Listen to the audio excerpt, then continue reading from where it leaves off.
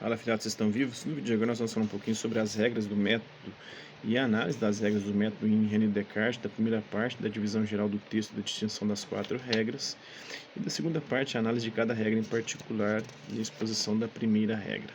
Bora lá falar um pouquinho sobre isso? Essa é a formulação das quatro regras do método. A primeira era a de não aceitar nenhuma coisa como verdadeira se não soubesse com evidência que ela era assim, isto é, consistia em evitar cuidadosamente a precipitação e a prevenção e compreender em meus juízos apenas aquilo que se apresentava tão clara e distintamente a meu espírito que eu não tivesse nenhuma oportunidade de duvidar. A segunda era a de dividir cada dificuldade que examinasse em tantas parcelas que fosse possível, que fosse requerido para resolvê-la melhor. A terceira, de conduzir meus pensamentos em ordem, começando aí pelos objetos mais simples e mais propícios ao conhecimento, para construir pouco a pouco, como que por degraus, o conhecimento dos objetos mais compostos, supondo até mesmo uma ordem entre os objetos que não precedem naturalmente uns aos outros. E por fim, de fazer em todos os casos enumerações tão completas e revisões tão gerais que estivesse assegurado aí de não omitir nada. Isso está no discurso do método de Descartes, a tradução é do autor do texto, né? Quem é o autor do texto, do estudo daqui? Deixa eu ir dando Descartes.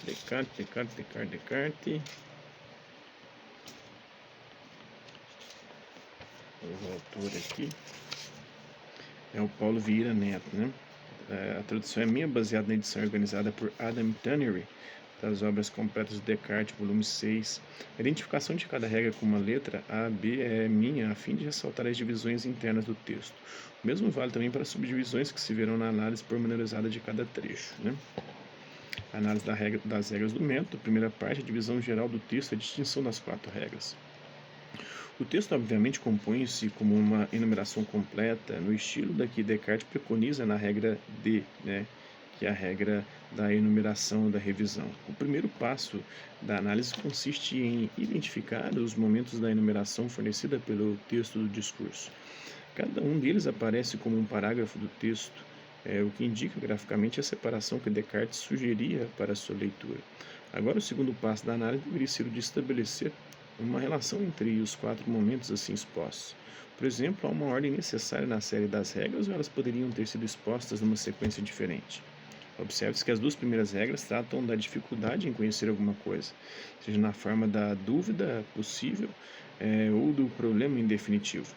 As duas últimas tratam do conhecimento de alguma coisa, seja na ordem do pensamento, do simples conhecido ao complexo que se quer conhecer, seja na ordem da memória, que retém o que conhecemos sem estragá-lo com alguma desordem ou falta.